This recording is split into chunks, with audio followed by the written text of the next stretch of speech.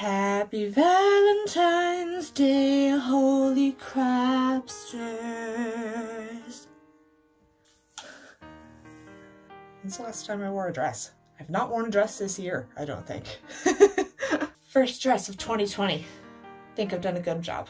So while we're on the topic of Valentine's Day and romance and love, I've talked before about the difficulties of dating when you have a disability, like CRPS, but I've not talked about the difficulties of dating somebody with CRPS, because there are many, there are plenty. I've lost many a relationship because of my issues with my health, short-term and long-term. So it can really affect people, and it's probably a good thing to be as prepared mentally before you go into a relationship with someone like us. So I figured I'd make this video and maybe give a couple hints as to what you might need in order to date someone like me who has complex regional pain syndrome or any other form of chronic pain or disability. So these are just a couple tips for any future partners of mine. So you're welcome. Number one, the most important and the most obvious is don't touch the affected limbs. In my case, it's my right arm. You get used to it really quickly, but it can take a little bit to get used to, and that is totally fine. For the first couple weeks or even months, you're gonna accidentally grab my hand or rub my shoulder, and that's totally fine. I've gotten very used to how people will shake my hand or rub my shoulder, not knowing that that's causing excruciating fire. So it's okay to get used to, but it is something you do need to get used to as you start to date someone. That painful limb is off limits. That includes physical intimacy or anything like that. So it's just something to keep in mind and to be aware of.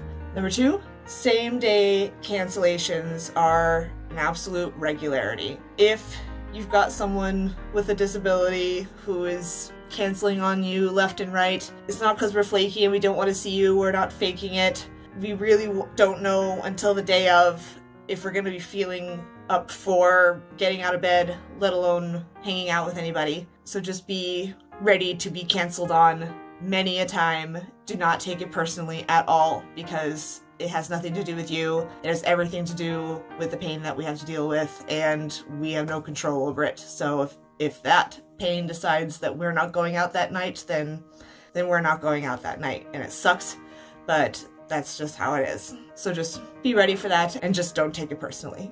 Number three, my appearance is often quite lacking. This is not the regularity. I got lucky and had a hair appointment today and felt like putting on a little extra makeup because I've been watching some RuPaul's Drag Race and it's kind of inspired me to be a queen today. So just because I put a little more bass in my walk today does not mean that this is what I normally look like. Normally you're gonna get something that looks more like this. I don't shower with any regularity. I will look like I just rolled out of bed 9 days out of 10. So anyone who wants to date me cannot be a very superficial person, as it turns out, which actually may be a good thing, that I may be finding someone who will like me for my personality, because I won't look like a normal human being most of the time. So there's the silver lining. And while we're on the topic of appearance, that includes things like shaving legs, underarms, bikini area, lip, whatever it is you need to do. I don't do nearly as often as I used to when I was in high school and college and shaved every day. So I'm a hairy son of a gun. And that's just something that you're gonna have to be okay with. And honestly, that's something that I would want my partner to be okay with, even if I didn't have a disability. So this isn't the worst thing to put out there as kind of a request of mine. I've actually had a conversation with a guy online, and he said something to the effect of, how hard is it to be clean shaven and put together all the time? It's not that hard. Sorry, Charlie, but for someone like me, it is moving mountains to shave my legs or put some lashes on. Number four, when you're in a lot of pain, your mood can be quite salty, to say the least. So some days you can be in quite a bad mood because the pain is so terrible. And that's not making any excuses for anybody who behaves badly when they're irritated or in a bad mood because of their pain. It's just something to keep in mind, that there will be more cranky days than an average person because we're dealing with more than the average person. And I am working all day, every day to make sure that I am not the irritable, cranky Rosemary that wants to come out sometimes and just vent and be horrible. I just try to be as honest as I can with that because I know that sometimes I can't keep it all in, and the Rosemary Rager Beast does get released, and it's terrible. I do my best every day to work on that. I just thought it's something that anyone who's interested in a romantic relationship with anybody like me should definitely be at least a little bit aware of.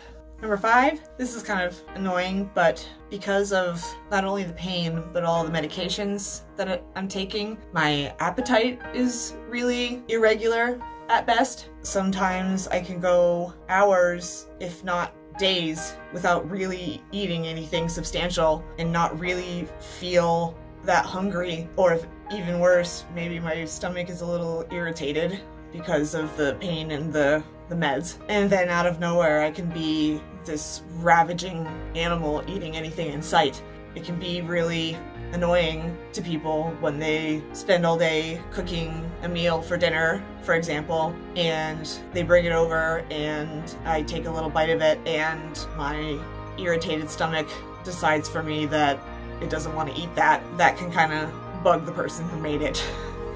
And I feel terrible about it, but there's nothing I can really do, because if I force myself to push through it and eat it, sometimes that can end even worse and end in terrible nausea and even vomiting. So I hate to annoy people like that, but I have to take care of myself first as best I can. So there's 5 tips for dating kooks like me. It can be stressful and emotional at times. There's no denying that.